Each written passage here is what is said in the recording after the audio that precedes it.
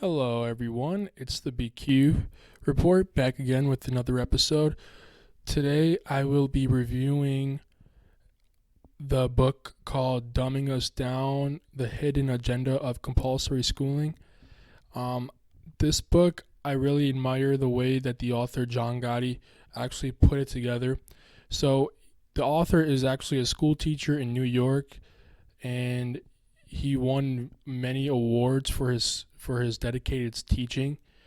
And he was placed among one of the greatest, like one of the best teachers of all time. Like not of all time, but like in district, like between in competition with other teachers.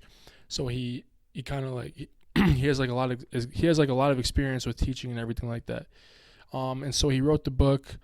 Um, and I think this is a great book for conservatives who think that like the school system is currently out of whack, currently distorted, and very difficult to learn from. And the book goes into details about like why compulsory schooling dumbs us down, makes us less smarter, less willing to comply, less willing to remain intellectual and pursue like academic pursuits. And it talks about how the school system itself is created to make uh, people and students more obedient to the people, to higher officials, and the hierarchy. So it dives into that kind of aspect and talks more along the lines of why compulsory schooling and compulsory education are two different things. Education and schooling are not the same thing because schooling has a systematic and daily routine to it, while education is more along the lines of teaching how to be morally right and morally uh, correct in how you speak and the way that you present yourself to other people. And so there are similarities there because, of course, schooling teaches you morality if you take a philosophy class, for example, but they don't have philosophy classes in elementary schools. But in college, if you take a philosophy class, that is an educational course because it's actually teaching you morality and how to be the best you possibly can be to remain useful to all the individuals in the hierarchy. With that being said, there are many flaws in this book as well. Number one, it's very short. It's about 104 pages. Number two, it doesn't really dive deep into an intellectual like pursuit or an intellectual capability that obtains a neutral stance on sort of things. Because remember, the author is a teacher, and he sort of talks about this situation from a teacher perspective as opposed to rather than a student perspective, which may be a little bit different. Because I know that from when I was a student and I went to school, high school, I was pretty much free to do what I wanted to do. Besides, I had to turn in assignments here and there. But it wasn't really a difficult time, and I actually liked school at the time. And I didn't think it really made me dumber. I just thought it was boring. So maybe I think what he could have added in there into the book and wrote down more points, possibly added in a couple points. He possibly could have elaborated on certain things involving entertainment in schools, making learning more interesting for students. Because I think that's the reason why many kids get bored of school is because they find it very disinteresting and just unfun, just not fun at all to learn subjects that they're just bored of. They just get bored easily, and then they have burnout, which makes them even less interested in the subject, and then they just pursue things that are very like surface level. And I think that's kind of so. Basically, the author talks about uh, many of the good things about schooling, compulsory school education, and some of the bad things too. But most of it's bad, and they talk about how it's a commanding structure. It's a it's a structure that benefits only the top people, top administrators, and doesn't really show the students that there are kind of rules around this situation. It doesn't teach students like how to behave. It merely creates an atmosphere where students are a number on a screen or a number to the teacher. The teacher is not supposed to deal with the students directly, and many of the notions that are kind of instilled in the book are that the school system separates kids from their parents, and then uses that opportunity to educate the child, but then the child doesn't even get educated that well, and it makes them the education that they receive from the compulsory school system makes them even worse as an individual, less interested, less desirable in the job market, and less not wanting to pursue or go after any academic situation, or use their mind or their willpower to, for example, create art, or just dive into philosophical works, literature, English, and many other things that involve academia. So I think that's the point from the author. By the end of the book, it's kind of leaving me into a bewildering phase as to like why did he actually want to write this book?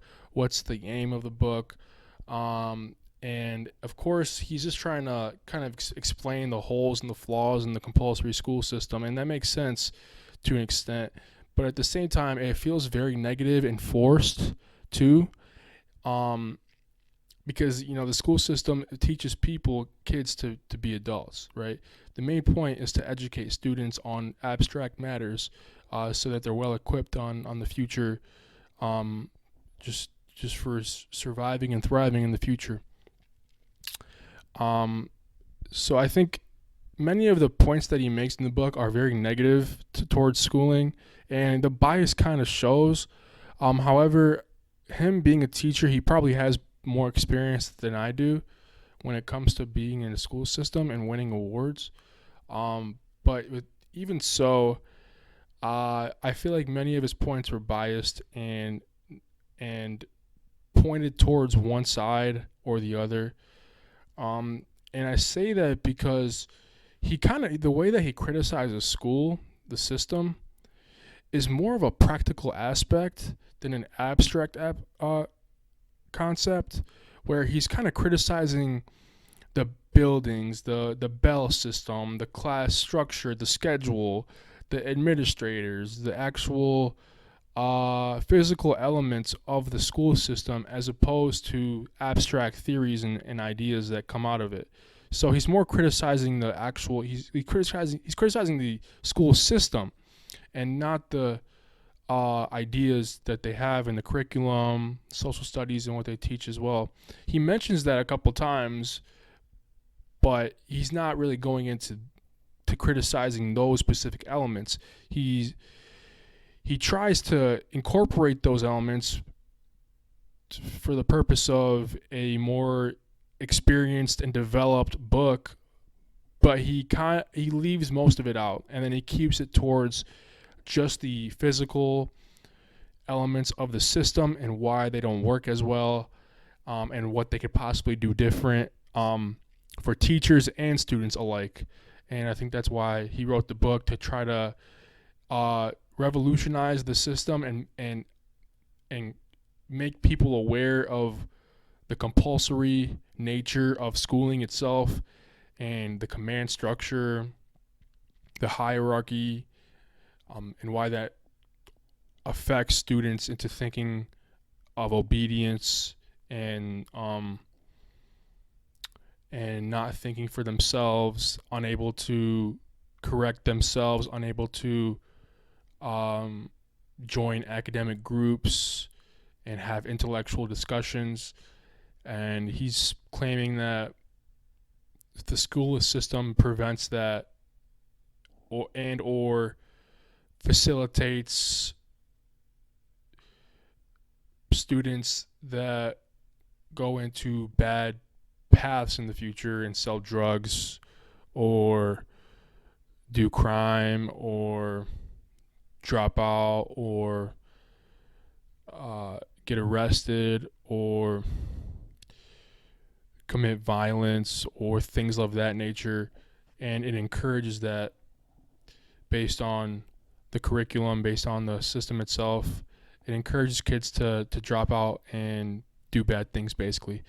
And so he thinks that's part of it. That's part of the reason. But he also thinks that the school system, the bells, the structure of everything that goes on, just the overall business of school, of education, of government run education, state run radio, state run compulsory schooling, and everything related to those ideas are terrible and should get changed in the future. And he outlines that in this book. I find it interesting at some points, but most of the time I'm having a very dull and boring experience with the book that he wrote, John Gotti.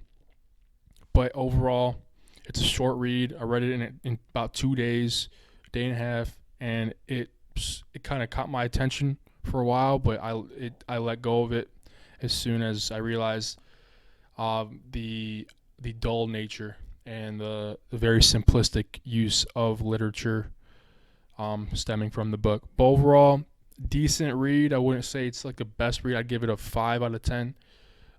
Thank you guys for watching, and have a great day.